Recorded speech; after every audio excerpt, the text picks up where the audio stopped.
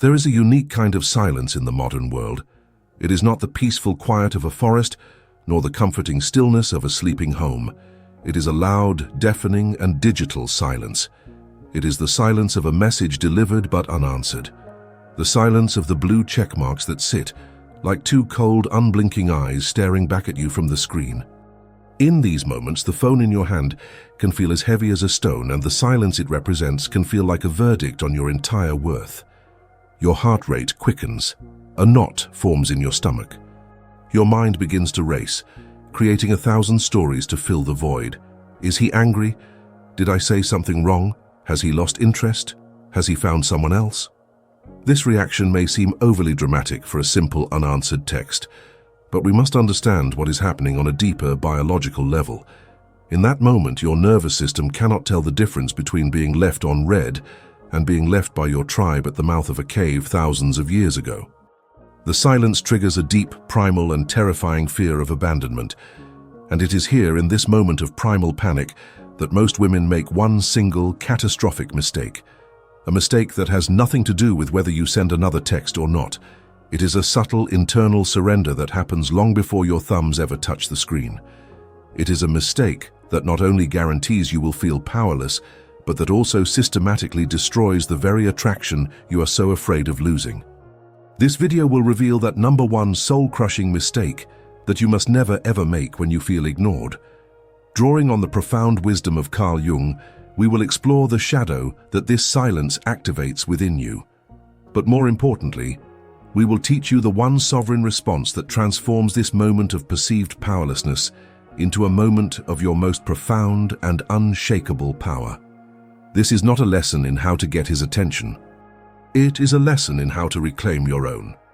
So what is this one catastrophic mistake? What is the one thing you must never do when you feel the cold chill of his silence? It is not sending another text. It is not calling him. It is not asking his friends where he is. Those are merely the symptoms, the desperate aftershocks of a much deeper earthquake that has already happened within you. The number one thing you must never, ever do when you feel ignored is this. You must never abandon yourself. Let us be absolutely clear about what this means. Self-abandonment is a subtle, silent, and internal act.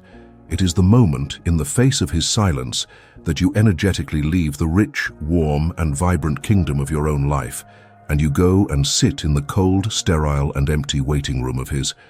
Think about this metaphor. Your life is a kingdom. It has a throne, your sovereignty. It has beautiful gardens, your passions and joys. It has a treasury, your self-worth. It has loyal subjects, your own thoughts, feelings, and needs. When you are centered in your own life, you are the queen of this magnificent realm. The moment you feel ignored and the primal panic of abandonment is triggered, you make a disastrous choice. You get up from your throne. You walk out of your own castle gates. You cross a desolate landscape, and you enter a small, windowless room called his life. And you wait. You are no longer the queen of your own reality. You have become a hopeful, powerless subject in his. In this waiting room, there is nothing to do but wait. And so, your entire life force, all of your creative, precious, mental, and emotional energy becomes focused on one thing, the door. You stare at the door, the screen of your phone, waiting for it to open, waiting for him to appear and give you permission to feel okay again. You have stopped living your life, and you have started waiting for him to live his. This is the act of self-abandonment, and the external behaviors that we typically label as needy or desperate are simply the frantic things a person does when they are trapped in a cold, empty waiting room. The double texting? That is you knocking on the door asking, "Are you in there? Please remember I exist." The constant checking of his social media. That is you trying to peer through the keyhole of the door to get a glimpse of what is happening in the kingdom you are not a part of. The obsessive conversations with your friends about him. That is you, talking to the other people in the waiting room, all of you speculating about when the king might finally appear. These actions are not the problem. They are the symptoms of the problem. And the problem is that you have left your own throne. You have abandoned your own kingdom. You have outsourced the source of your own well-being to a man who is not even in the room. This is the ultimate act of powerlessness, And it is from this place of profound self-abandonment that all attraction, all respect, and all connection is inevitably destroyed. Before we can learn what to do instead, we must first understand the deep psychological wound that makes us so willing to leave our own kingdom in the first place. To understand why we are so quick to abandon our own kingdom, we must ask a deeper question. Why is his silence so terrifying in the first place? The answer, according to Carl Jung, lies in the deep, unseen landscape of our own psyche. A man's silence is a blank screen, and the human mind, which abhors a vacuum, will rush to project a movie onto that screen. But it is not a new movie. It is a very, very old one. His silence does not create your pain. It activates a pre-existing pain.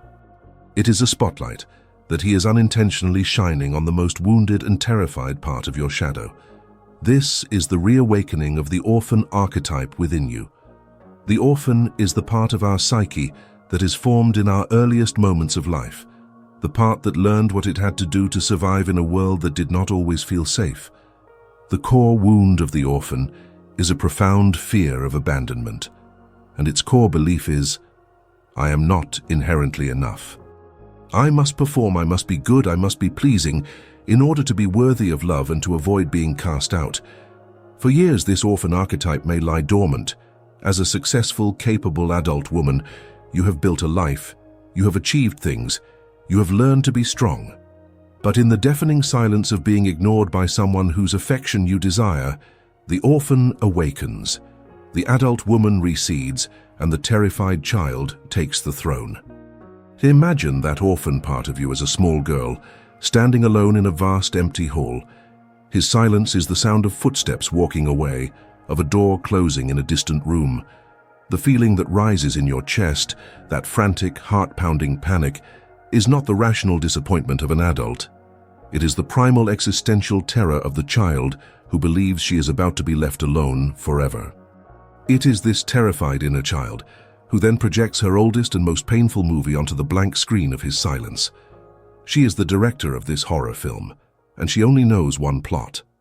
The story is always the same. He has found someone better than me. I said something stupid and now he is angry. He has discovered that I am not interesting enough, not beautiful enough, not worthy enough. He is leaving me. These stories feel incredibly real, but they are not about him. They are the ancient stories of the orphan's own shadow, her deepest fears about herself.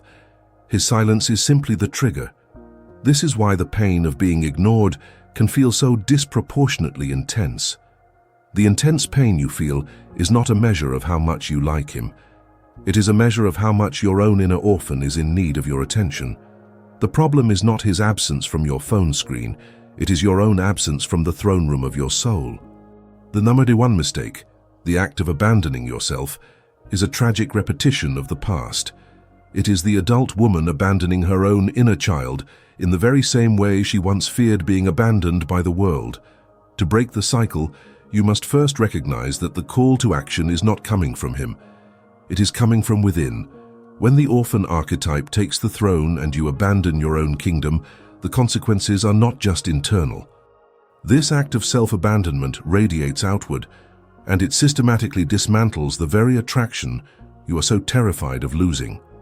It does this in three distinct and devastating ways. First, it broadcasts panic, not peace. As we have learned, the most important conversation is the one happening between two nervous systems. In the moment you abandon yourself, your nervous system enters a state of primal panic. The fear of abandonment floods your body with cortisol and adrenaline. You are quite literally in a state of fight or flight. You may be silent, you may be still, but your energetic field is screaming, I am not safe, the tribe is leaving me. And his nervous system hears that scream. Through the unconscious process of neuroception, he feels your panic. He does not interpret this as, she must really love me. He interprets it as, this presence is chaotic and unsafe. A core masculine instinct is the drive to move away from chaos and toward peace. He is not consciously thinking, she is needy. He is on a biological level feeling, her energy is dysregulated and it is dysregulating me. A man is drawn to a woman who is a sanctuary, a safe harbor. The moment you abandon yourself, you cease to be a harbor and you become the storm itself. And the natural instinct when faced with a storm is to seek shelter elsewhere. Second, it destroys all mystery. Mystery is the space between what is known and what is unknown. It is in this space that curiosity, fascination, and desire are born. A sovereign woman, the queen in her own kingdom, is inherently mysterious. Her life is a vast and rich territory, and a man is only ever granted access to a small part of it. He is always left wondering about the parts he cannot see, the thoughts she does not speak, the life she lives when he is not there. The moment you abandon yourself and move into his waiting room, this mystery is annihilated. Your entire focus, your entire being is now centered on him. You become an open book, but a book with only one sentence written over and over again. Please notice me. Please tell me I'm okay. There is no undiscovered country to explore. There is no hidden depth to plumb. You have laid all your emotional cards on the table and the game is over. The locked treasure chest that once intrigued him has been thrown open, its contents spilled on the ground for his inspection. There is no discovery, no intrigue, no energetic chase. You have, in your attempt to be seen, made yourself completely and utterly transparent and therefore profoundly uninteresting. Third, and most importantly, it signals an unbearable burden. When you abandon yourself, you are unconsciously communicating the most terrifying message one person can send to another in a relationship. My emotional well-being is now your responsibility. You are, in effect, handing him the fragile, crying infant of your own inner orphan and saying, "You must care for this, you must soothe it. My happiness depends on you." This is the ultimate attraction killer for a healthy, mature man. He is not looking for a child to rescue. He is not looking for an employee whose emotional state he must now manage. He is looking for an equal partner, a fellow sovereign, a queen to rule a neighboring kingdom. Your act of self-abandonment communicates that you have no kingdom of your own. It signals to him that a relationship with you will be an endless job of providing the validation and reassurance that you are unable to provide for yourself. This is not attractive, it is exhausting. It is the heaviest of all burdens. And so he pulls away, not because you are not worthy of love, but because you have, in that moment, proven to him that you have forgotten that you are the only one who can truly give it to yourself. If the number one mistake is to abandon yourself, then the sovereign response, the one thing you must do, is its sacred and powerful opposite. It is not a tactic to get his attention. It is a profound practice to give that attention back to the one who needs it most. The practice is called radical self-attendance. This is the moment you stop being the abandoned child and you become the loving parent to your own inner world. It is the act of consciously walking out of his cold waiting room, crossing the landscape back to your own kingdom, and taking your rightful place upon your throne. The practice has 3 steps to be performed in the very moment you feel the primal panic of being ignored. First, acknowledge the primal pain. Your conditioned impulse will be to suppress, deny, or distract yourself from the painful feeling. You must do the opposite. You must turn toward the feeling with a courageous and compassionate awareness. Take a deep breath. Close your eyes if you can, and feel the full force of the panic, the fear, the ache of the orphan within you. Do not judge it. Do not try to fix it. Simply acknowledge its presence. Say to yourself, silently and with immense tenderness, "I see you." The orphan part of me is scared right now. I feel her terror, and I am not going to leave her. This is the first and most radical act of not abandoning yourself. You are meeting your own pain with presence. Second, withdraw your energy. Now that you are present with the feeling, you must consciously reclaim the energy you have sent outward. Visualize the golden threads of your focus, your worry, your hope, that have been extending from your solar plexus and desperately trying to connect with him. In your mind's eye, see these threads, and then, with a single, loving intention, see them disconnecting from him. See them recoiling, snapping back not with anger but with a joyful sense of relief. Feel these golden threads of your own life force flooding back into your own body, returning to your own center. This is a conscious act of taking your power back. You are no longer energetically outside of yourself, waiting. You are now fully back home in your own being. Third, Attend to yourself.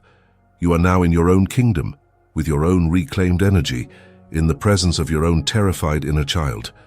Now you will give to her what you so desperately wanted from him. You will ask your own soul, your own heart, the question you wanted to text him. What do you need from me right now to feel safe? Listen to the answer. The answer will not be, I need him to text me back. The true answer will be much simpler, much deeper. Perhaps your soul needs the feeling of warmth, so you make yourself a cup of tea, but you do it with profound intention, feeling the warmth of the mug in your hands, feeling the liquid warm your body. You are giving yourself warmth. Perhaps your soul needs to feel grounded, so you put on your shoes and go for a walk, feeling your feet connect with the solid earth beneath you. You are giving yourself stability. Perhaps your soul needs beauty or release, so you put on a piece of music that nourishes you. You write in a journal to give your fear a voice, or you do 5 minutes of simple, gentle stretching. The specific action does not matter. What matters is the intention behind it. You have taken a moment of primal panic, and you have transformed it into an act of radical self-love. You have attended to your own needs instead of begging him to attend to them. This is the practice, and with each repetition, the power of his silence over you will begin to fade. When you consistently practice this ritual of radical self-attendance, the shift that occurs within you is nothing short of a revolution. Your relationship with silence, both his and your own, is fundamentally and permanently transformed, and this is where the ultimate outcome of our journey is revealed. You are no longer afraid of his silence, because you have learned that his silence is a powerful and sacred opportunity for you to practice loving yourself. The deafening silence that once sent you into a primal panic now becomes a gentle bell of mindfulness. It is a signal, not of your abandonment, but of your own return. When you are met with his absence, the old frantic story of the orphan will begin to fade, and a new, calm and powerful voice, the voice of the queen in her own kingdom, will emerge. This voice will not ask, "What did I do wrong?" It will whisper, "Ah, a moment has been gifted back to me, an opportunity to practice my self-attendance." This is the reframe that robs him of all unconscious power over your emotional state. Before, his silence was a remote control for your emotions. He could press the ignore button, and whether he intended to or not, watch you spiral into anxiety. Your emotional state was in his hands. But now, you have taken the remote control back. You are in charge of your own channels. His buttons no longer work on you, and he will feel this shift. On an energetic level, he will sense that his distance no longer creates a frantic reaction in you. He will feel that the old dynamic, where his withdrawal would inevitably cause you to pursue, has been broken. He is now faced with a new reality, a woman whose peace is not conditional upon his presence, a woman whose emotional center is located within herself, not within his response time. This is the single most magnetic and respect-inducing shift that can happen in a relationship dynamic. A man cannot, on a deep level, respect a woman whose entire emotional well-being he can control with his own behavior. He may feel a sense of power, but power is not respect. He may feel needed, but being needed is not the same as being deeply desired. When he senses that his silence no longer controls you, he is faced with a profound choice. He can either rise to the occasion and meet you on this new, sovereign ground, engaging with you as an equal. Or he can retreat, realizing he has lost his old source of ego validation. In either case, you are given the gift of clarity. The ultimate outcome of mastering the art of self-attendance is not that you learn how to make him text you back. It is that you reach a place where you are profoundly okay, even if he never does. The prize is not his response. The prize is your own unshakable peace. And it is from this place of profound sovereign peace that a true, healthy and lasting attraction is finally born. We began this journey in the deafening silence of an unanswered message, in the heart of a primal panic. We have traveled into the shadow of the orphan archetype and uncovered the destructive nature of self-abandonment. And we have arrived here, at the end of the waiting, armed with a profound and liberating truth. The number one mistake you must never make when you feel ignored is not, and has never been, about the text messages you send or do not send. The mistake is the silent, internal act of abandoning the throne of your own life. The solution, therefore, is not a clever tactic to get his attention. It is the sacred, powerful practice of radical self-attendance. You now understand that his silence is not a verdict on your worth. It is simply a trigger for a wound that was already there. And you now have the one tool you need to heal that wound yourself. You have learned to turn toward your own inner child with the love you were once so desperate to receive from the outside. This is the great alchemy. This is how you reclaim your power.